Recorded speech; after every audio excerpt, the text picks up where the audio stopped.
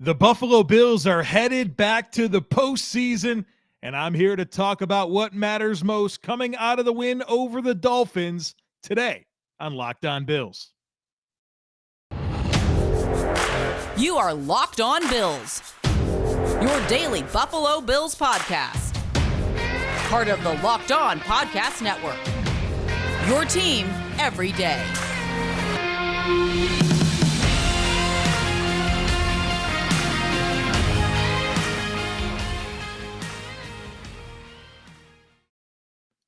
What's up, Bills Mafia? It's Joe Marino from the Draft Network, and I'm your host of Locked On Bills.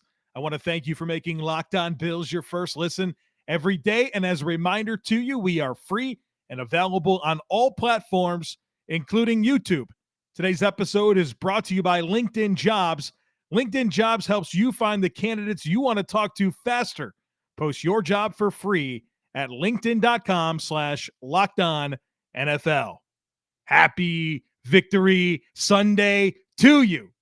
The Buffalo Bills defeated the Miami Dolphins 32-29 and improved to 11-3 on the season while clinching a playoff berth for the fifth time in 6 years under Sean McDermott and for the fourth season in a row. The Buffalo Bills are one win away from claiming a third consecutive AFC East Division title. Folks, it is a great time to be a fan of the Buffalo Bills. Oh, by the way, this is the Bills' fifth consecutive win, and the word that I just keep coming back to is resilient.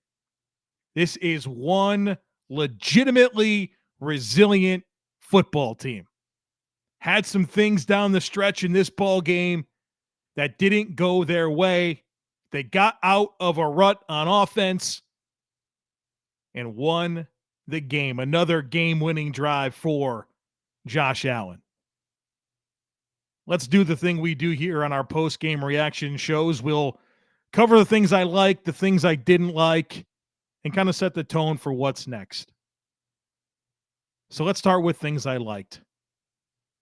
And we're starting with Josh Allen. We have been waiting for a game like this. And Josh delivered in a huge moment. You lose this ball game, and the Miami Dolphins have all kinds of life when it comes to winning the AFC East.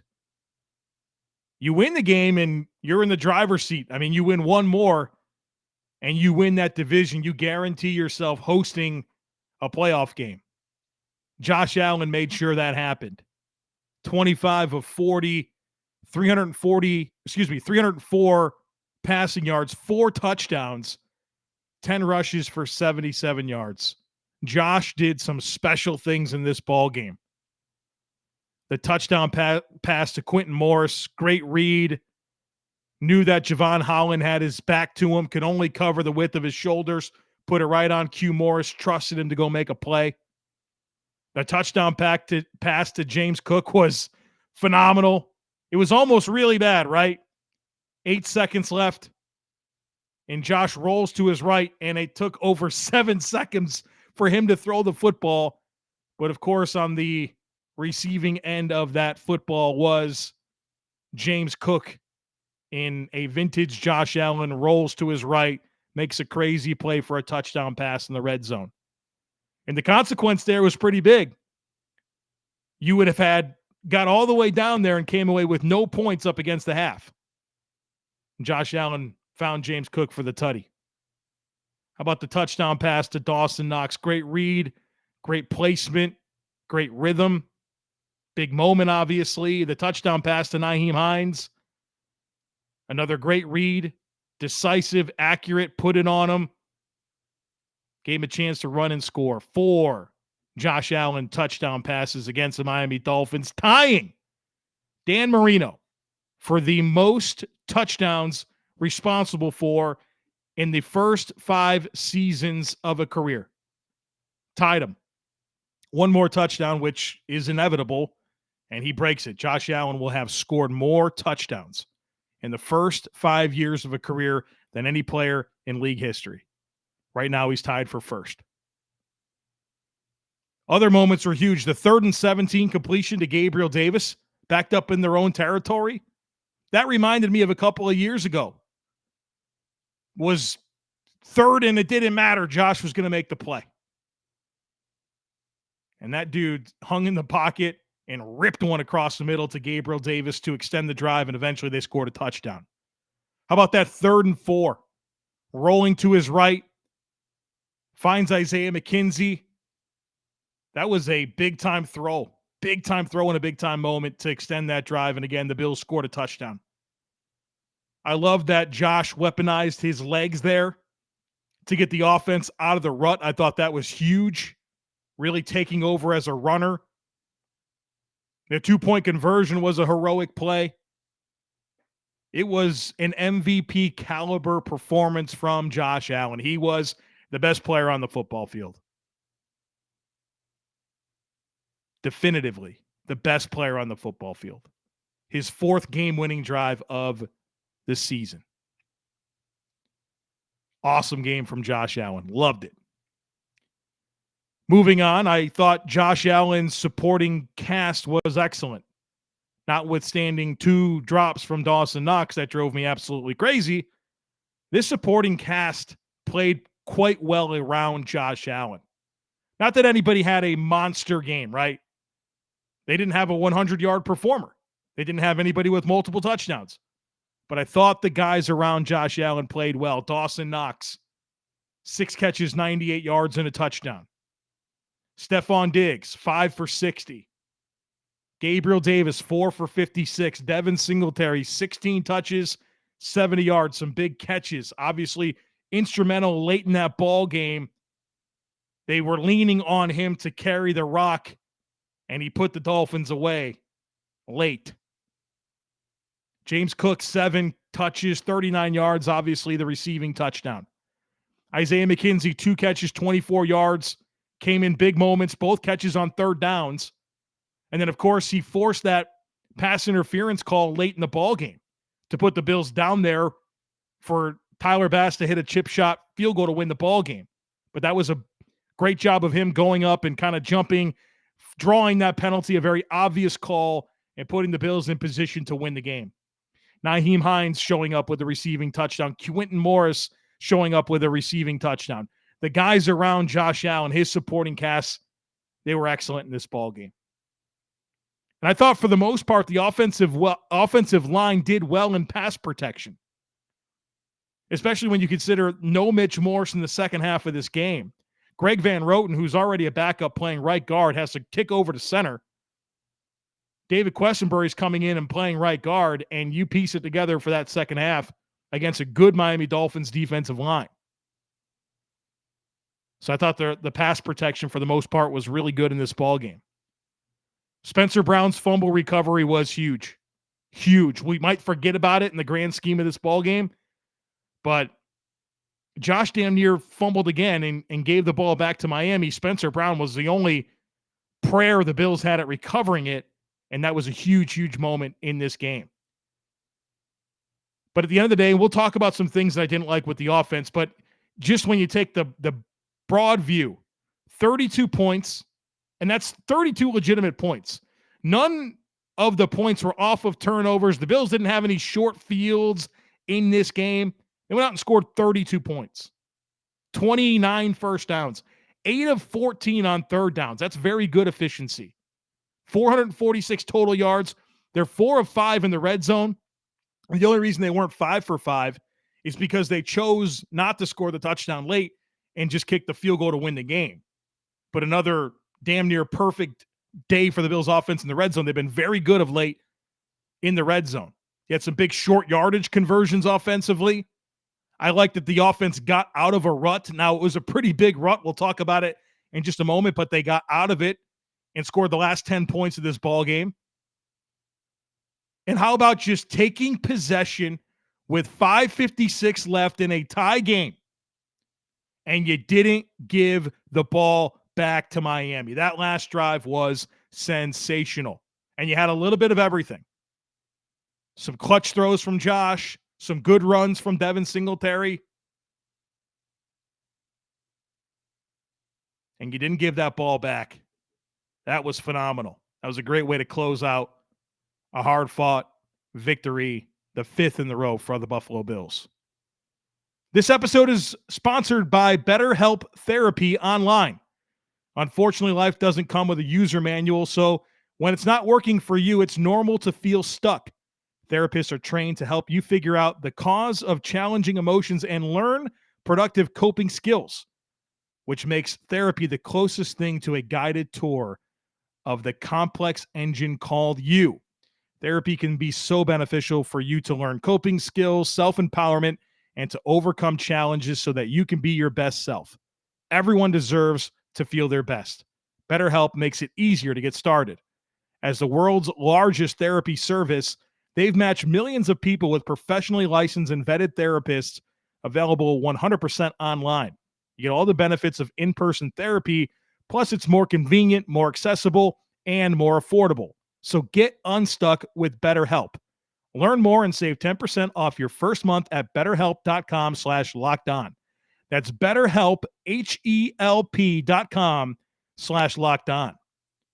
This episode is brought to you by LinkedIn Jobs. These days, every new potential hire can feel like a high-stakes wager for your small business. You want to be 100% certain that you have access to the best qualified candidates available, and that's why you have to check out LinkedIn Jobs.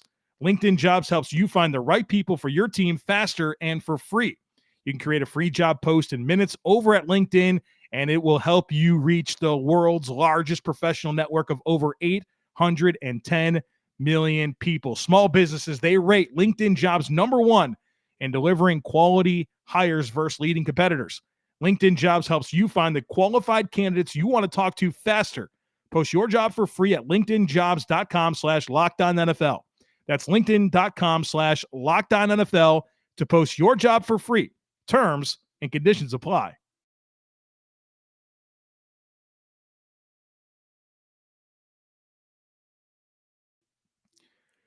I have some more things that I liked from this game that I want to talk about. And this segment here will focus on the defensive side of the football.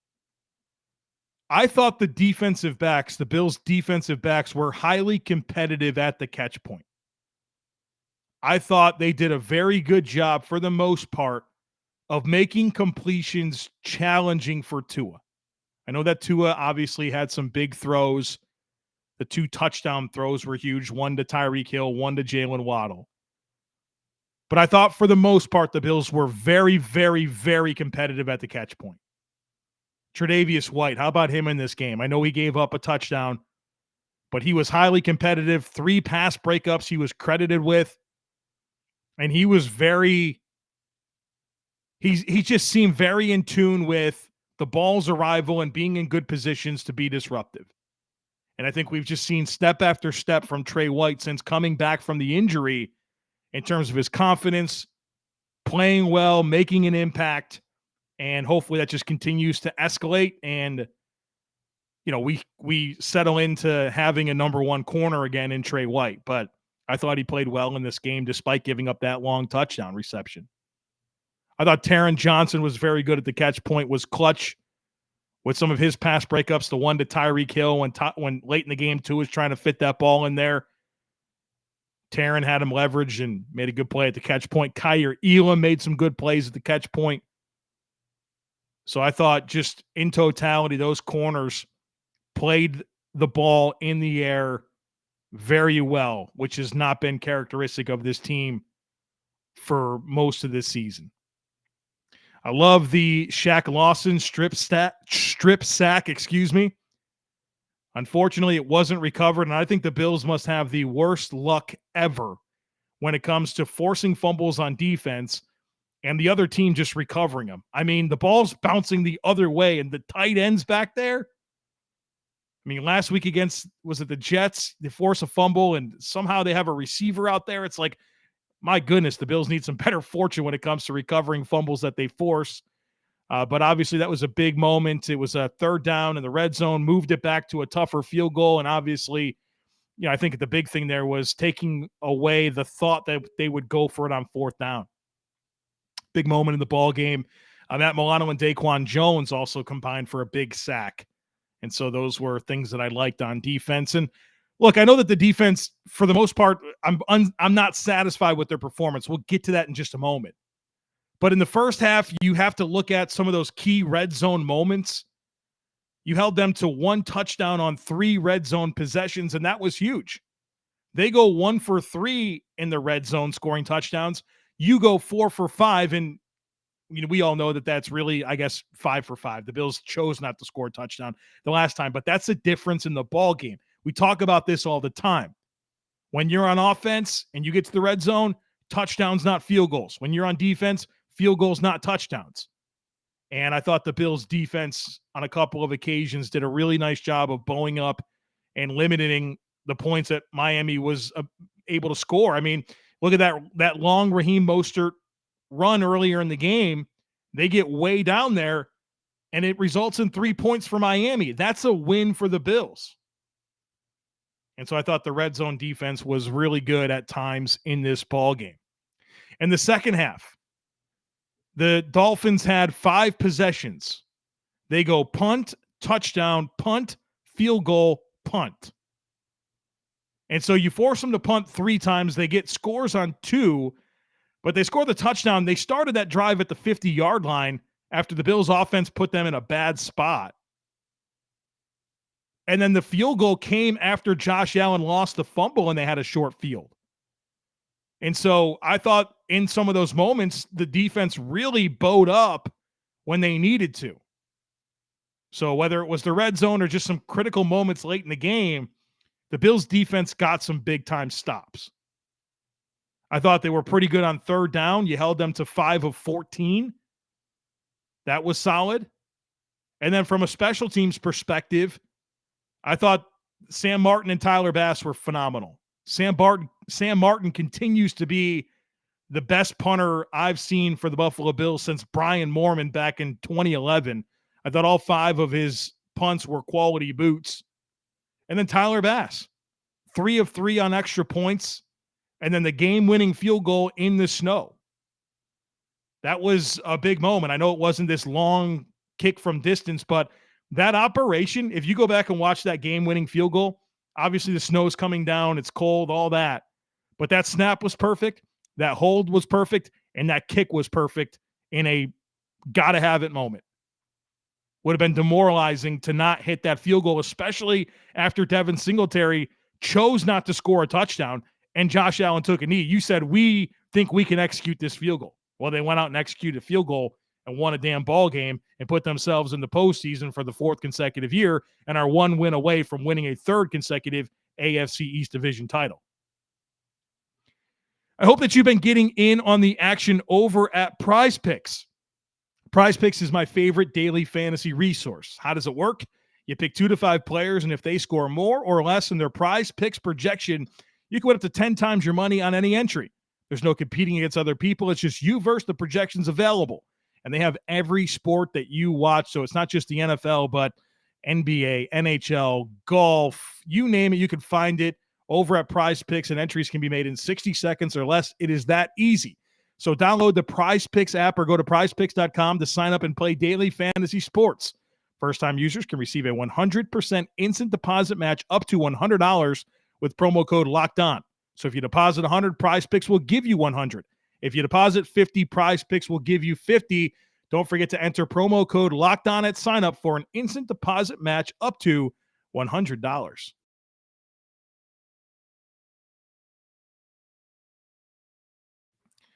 All right, let's close this thing out by reflecting on the things that I didn't like from this ball game. And I'll start here. I thought for the most part, the Miami Dolphins won the line of scrimmage on both sides of the ball. I really do.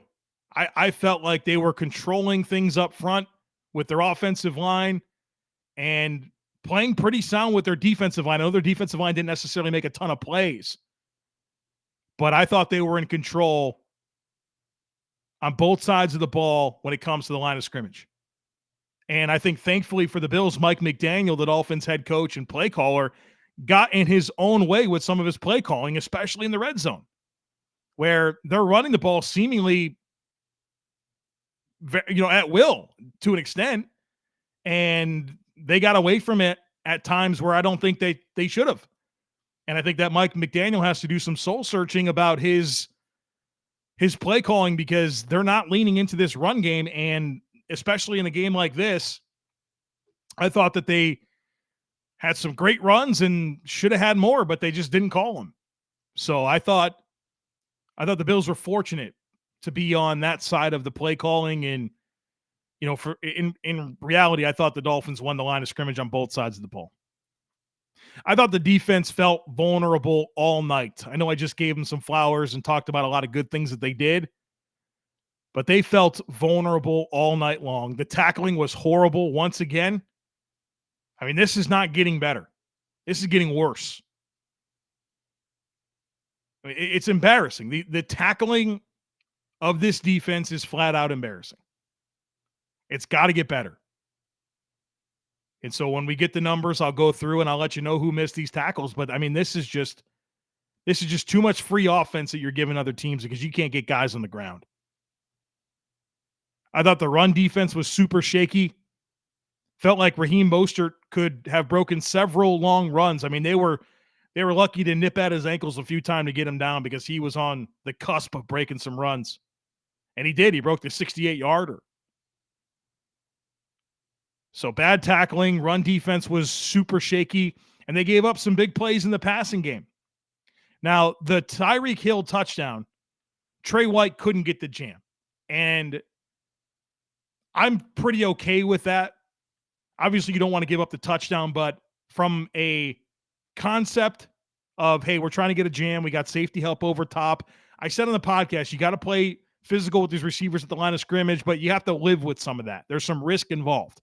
Well, that's the risk involved. Now, you hate that Trey couldn't get the jam, because maybe that result would have been different. As soon as Tyreek Hill was able to stack Trey, Tua threw the ball immediately. He knew. And nobody in the world, no defense out there has somebody that can turn and run with Tyreek Hill. So you hope that the jam forces Tua's eyes to go elsewhere, and you still have safety help over top. Well, he beat him quick, got the ball out quick. Damar Hamlin could never get to the ball, and it was a great play for them, but obviously I didn't like that. The Jalen Waddle touchdown felt like Tremaine Edmonds knew the play, told Jordan Poyer to get depth, and he didn't. He got behind him. Damar Hamlin didn't have the angle. Long touchdown for the Miami Dolphins. And then I thought that Raheem Mostert 20-yard catch was, Matt Milano getting stuck in the mud, not being able to even touch him out in space. And Nats fell victim to that a few times this year, where he's out in space along the sideline and doesn't get a guy down when you need him to get a guy down. So I thought those were some of the bigger moments defensively that just bothered me. Third quarter, I mean, the offense hit a lull big time, right? You come out of the half, you score before the half to give yourself an 8-point lead. And here you are in position to extend your lead multiple times here, and you couldn't do it. You couldn't come out and make it a 2-score game. You start the second half offensively with 4 straight punts, and then you lose a fumble on the 5th possession of the second half before you go touchdown field goal to close out the game. But that offense just came out super flat in the third quarter, whether it was penalties kind of taking you out of rhythm. Josh Allen fumble killed you. And I'll tell you what, I think that fumble's all the way on Josh. He held the ball for a while. He's stepping up and climbing in the pocket. And then when he broke his hands and put the ball back, I mean, dude, it was an easy strip sack for Jalen Phillips. Josh needed to be more aware of the amount of time that he had the ball and where he was in relationship to the field. That was a coverage sack. That's on Josh. He's got to take care of the ball there. And then, of course, the completely boneheaded play by Cam Lewis on the roughing the kicker. I mean, come on now. You forced him to punt the ball. And Cam just tackled their punter. It wasn't like he was close to blocking it. I mean, the ball was gone and he friggin' tackled him. I mean, just an absolutely boneheaded, inexcusable play. And what's funny is I'm sitting there before the game. I'm watching the game with my brother at my house. And before the game, we're going through the inactives and talking about stuff. And I said, you think it's a little weird that Dean Marlowe is inactive every week and the player that's dressing every week in front of him is Cam Lewis? And then Cam Lewis goes out and damn near loses the game for him. We're going to forget about that because the Bills won, but I'm not going to forget about it. Inexcusable moment from Cam Lewis. Inexcusable. As for my predictions, I only gave you one of them. I said I thought the Bills would win the ball game. They did that. But listen, a great win, 11-3. Implications are huge. Miami Dolphins came out, and I thought they were really impressive. They came out and were physical. The snow was a non-factor for them. I think it just came down to some of their play calling hurt them. And obviously, they couldn't get some big stops. And part of that's just like, well, damn, what do I do? Josh Allen made plays. But the Dolphins this year, obviously with the win in week 3 and now this, I mean, it's a lot more competitive than it's been. And so maybe you'll see this team again. We'll find out. We'll find out soon enough. But the competition in the AFC East is absolutely heating up with where the Jets are at and where the Dolphins are at. So I go 1 for 1 on predictions. The only one I gave you this week was that the Bills would win.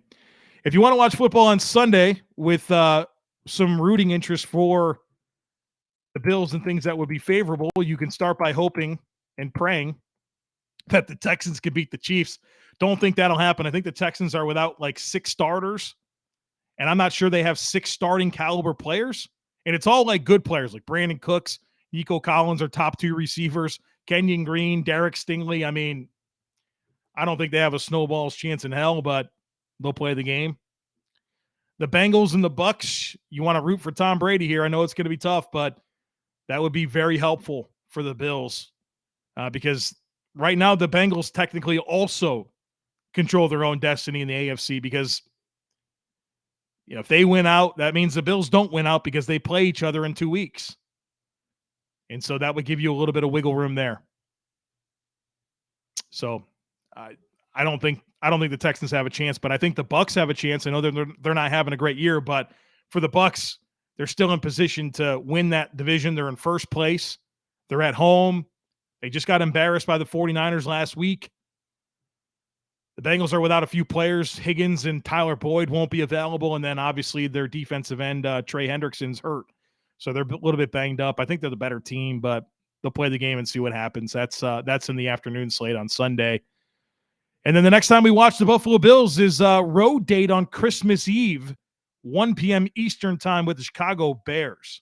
It's going to be cold for that one. So we'll talk about the Bears a lot this week and get you ready for it. Obviously, 1 win away from the Bills clinching a 3rd consecutive AFC East division title. So that could come as early as Christmas Eve next week. And I think we can all agree that what we would like for Christmas is for the Bills to win that ball game and for the Bills to win the division once again.